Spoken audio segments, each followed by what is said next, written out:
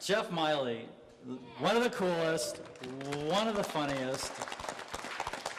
He's one of those insanely talented, with both of these guys, insanely talented guitar players that I write all this stuff, and you know, now it's gotten to be a challenge because the harder it is, and I don't write it to be hard just to make it hard. There's no point. I just write it because that's how it comes out of my head.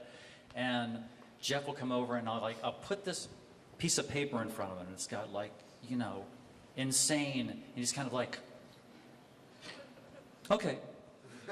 And then he'll play it. And it's like, dude, I booked 3 hours and we're done. We're gonna go to lunch. You know, it's like, so that's, he's an amazing, I think jazz is his main love and main thing. He and his brother are both amazing musicians, composers, producers.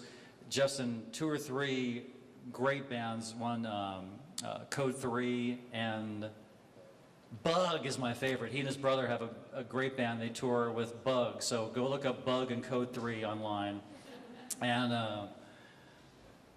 check out some more Jeff Miley. Last but not least, I know, we could have started over here. Christian Nesmith.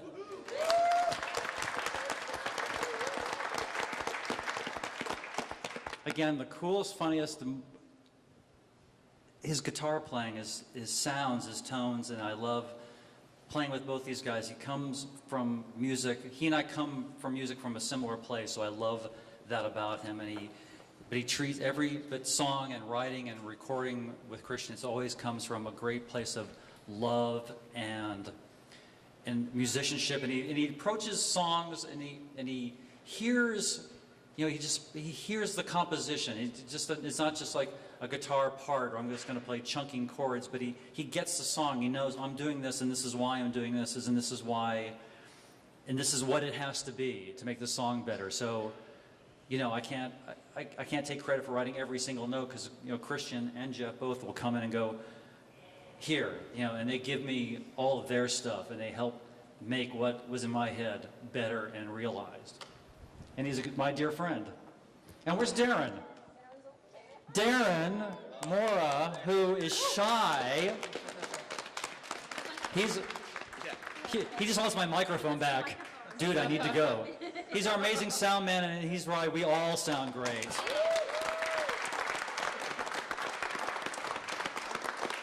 Amazing, fun to travel with, and just thank you for making us sound great, Darren. Okay, Kevin, so tell us a bit about the songwriting process for something like this. Like, how massive is this to do? You know, it's massive, but it never comes out like 90 minutes. It's pieces. Yeah. So it's pieces, and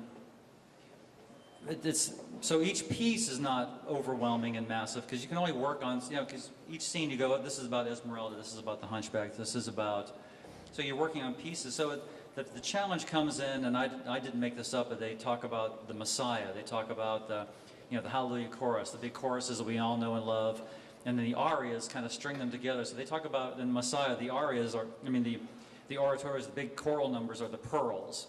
And then the arias are like stringing the pearls together. So that's the second part that's fun to me, because each part, writing the songs, is really fun.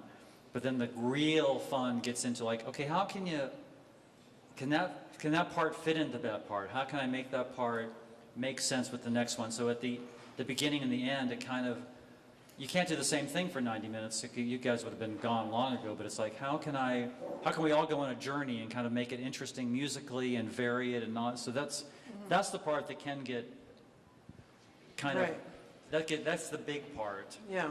But also the fun part, but it's, you know, and then the massive part is just, there's a lot to do, you know, 90 minutes of music for each one of these shows is just. And you did all the songs? All the songs, all the lyrics. Amazing. The scoring, and then having these guys come in and sing. So that part, you know, the production part, can be a long process, because it's just a lot of little pieces to put together. Yeah.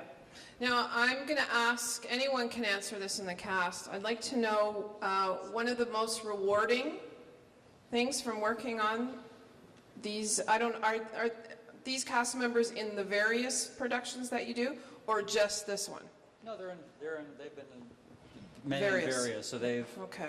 some from the very beginning, and I'm sure I would like to hear their answers. Okay, so who would like to answer one of the most rewarding parts of this journey? I think the most rewarding part of being, here in Vox Lumiere is that Kevin always manages to put together a fine group of people who are talented, but also very nice, kind people. People who are generous, easy to work with, and enjoy what they're doing. So, Right. for actors, that's very important. No divas in this one. So, Just real quick, I've done other Broadway shows, and a lot of them, after you do them for so many years, you feel like a cookie cutter, just cranking out like a clone. But this is such a unique, amazing experience to be up there. And I have been doing it for a little while, but it's great every single time as a testament to your amazing music. It's really inspiring every single time I do it. So that's why I do it. Amazing.